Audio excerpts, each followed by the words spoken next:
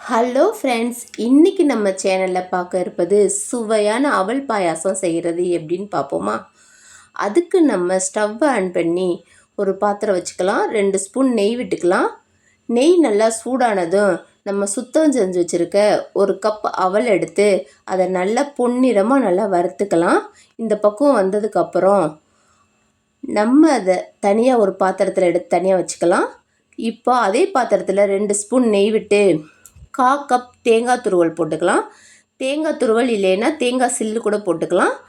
இது நம்மளுடைய ஆப்ஷன் தான். இதை நல்லா பொன்னிறமாக வறுத்து இதையும் ஒரு பாத்திரத்தில் தனியாக எடுத்து வச்சுக்கலாம். இப்போ அதே பாத்திரத்தில் முந்திரி, காஞ்ச திராட்சை 2ஐயும் நல்லா பொன்னிறமாக வதக்கிக்கலாம்.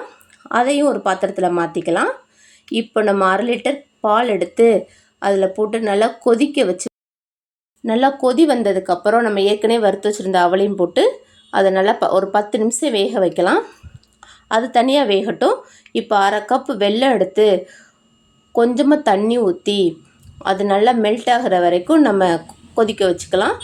இப்போது அதை நல்லா வடிகட்டி தனியாக ஒரு பாத்திரத்தில் எடுத்து வச்சுக்கலாம்.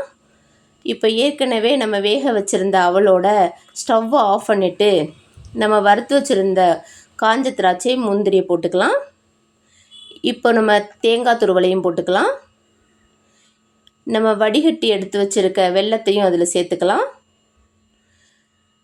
கொஞ்சமாக நம்ம ஏலக்காய் தூள் போட்டுக்கலாம். மில்க் மேட் கொஞ்சம் போட்டுக்கலாம். இப்போ எல்லாத்தையுமே கொஞ்சம் மிக்ஸ் பண்ணிக்கலாம். இப்போ நமக்கு சுவையான அவல் பாயாசம் ரெடி ஆயிடுச்சு. நீங்களும் ட்ரை பண்ணி பார்த்துட்டு எப்படி இருக்குன்னு சொல்லுங்கள்.